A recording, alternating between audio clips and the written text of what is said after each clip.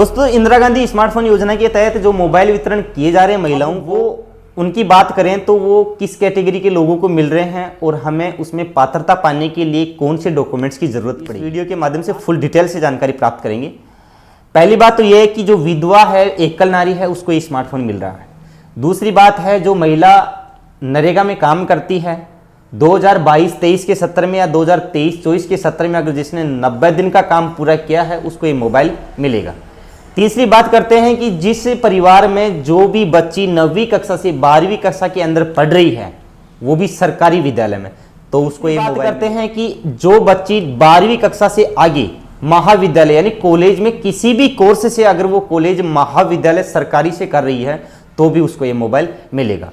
चौथी बात करते हैं कि अगर कोई भी बच्ची कॉलेज करने के बाद या 12वीं कक्षा से बाद ITI या पॉलिटेक्निकल कर रही है उसको भी ये स्मार्टफोन मिलेगा।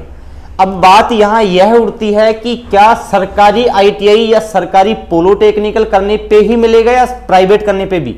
घबराइए मत, क्योंकि फिलहाल यही नोटिस है कि आप चाहे सरकारी से करो चाहे प्राइवेट से करो, ITI कर रहे हो या पॉलिटेक्निकल कर रहे हो, या जो बच्ची पॉलिटेक्निकल सरकारी से न करके प्राइवेट से कर रही है उसको भी स्मार्टफोन मिलेगा। फोन है उसको पाने के लिए जो पात्रता डॉक्यूमेंट्सों की रखी गई है वो क्या है?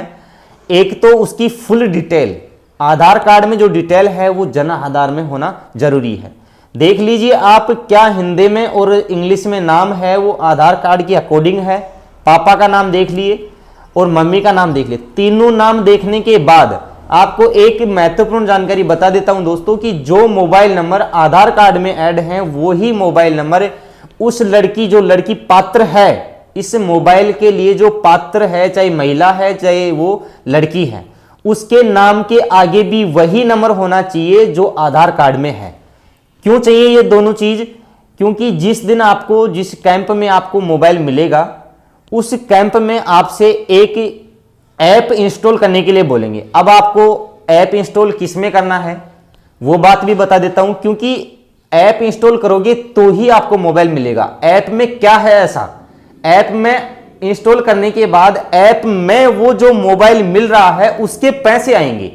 अब वो ऐप इंस्टॉल करोगे ना तभी आपके उस मोबाइल के पैसे हमारे पास आएंगे। हम उस मोबाइल वाले को जो कैंप में हमें देगा उसको हम ट्रांसफर करेंगे, तब हमें वो मोबाइल देगा। अब वो इंस्टॉल करोगे, उसमें रजिस्टर्ड करने के लिए हमें आधार का मोबाइल नंबर चाहिएगा और जन आधार का मोबाइल नंबर चाहिएगा, और वो भी दोनों सेम मोबाइल नंबर चाहिएगा, और वो भी प्रेजेंट में होना चाहिए। जैसे फोन पे चलाते हैं ना, तो फोन पे तभी चलता है जब हमारे इस फोन में वो सिम डली हुई होती है, तभी वो फोन पे चलता है। वैसा ही वो ई वॉलेट है, इंदिरा गांधी स्मार्टफोन योजना के नाम से वो ऐप है। जब आप अपने स्मार्टफोन में वो इंस्टॉल कर लोगे और वो सिम उसी मोबाइल में होगी तो ही वो ऐप इंस्टॉल होकर रजिस्टर्ड हो पाएगा। अब उसको रजिस्टर्ड करने के बाद उस ई वॉलेट में उस मोबाइल के पैसे हमारे पास आ जाएंगे।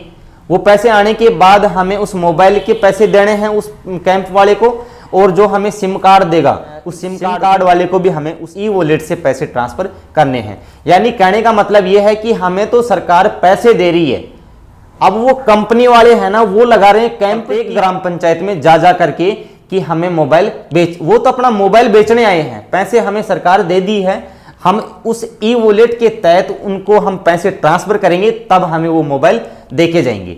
इसलिए ध्यान देना, जो जन आधार में नंबर है ना वही नंबर आपके आधार में होना जरूरी है।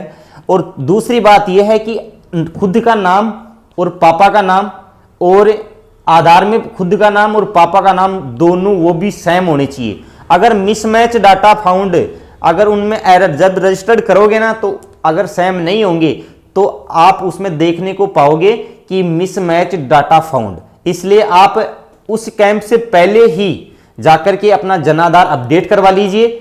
अगर आधार कार्ड में मिस्टेक है तो आधार कार्ड अपडेट करवा लीजिए, क्योंकि दोनों में मोबाइल नंबर जरूरी है। पता नहीं है कि जन आधार में नंबर कौन से हैं, आधार में नंबर कौन से हैं, तो आप अपने नजदीकी मित्र सेवा केंद्र या आधार सेवा केंद्र पे जाकर अपना मोबाइल नंबर चेक करके संतुष्टि प्राप्त कर सकते हैं कि हाँ ठीक है, हमारे दोनों डॉक्यूमेंट्सों में सेम नंबर हैं। जिस दिन कैंप लगेगा आप जाकर के अपना मोबाइल प्राप्त कर सकते हो। अब दोस्तों बात करते हैं, ये है कि पहले तो राजस्थान सरकार ने ये कहा था कि जो लोग खाद्य सुरक्षा से जुड़े हुए हैं उनको ये मोबाइल दिया जाएगा। दूसरी बात ये की थी कि चिरंजीवी में जिसने रजिस्ट्रेशन करवा लिया है ना, उनको भी मोबाइल मिलेगा। तो दोस्तों अब आप सोच रहे होंगे कि यार हमें तो मिल ही नहीं रहा, इन कैटेगरियों में हम आते नहीं हैं, तो हमें तो मिला ही नहीं है मोबाइल। तो देखिए अभी तो फिलहाल राजस्थान सरकार ने ये कैटेगरी जो चूज की है, ये फिक्स कैटेगरी चूज की है। इससे क्या है कि कम से कम 50 लाख महिलाओं को ये मोबाइल मिल जाएगा।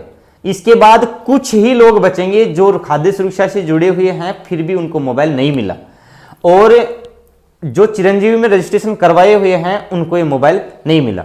अब कुछ लोग तो ऐसे हैं जिन्होंने मोबाइल के चक्कर से 850 रुपए का बीमा कटवा लिया। आज ही लोग आए थे, वो बोल रहे थे कि यार मोबाइल के चक्कर से तो मैंने 850 का बीमा कटवाया है।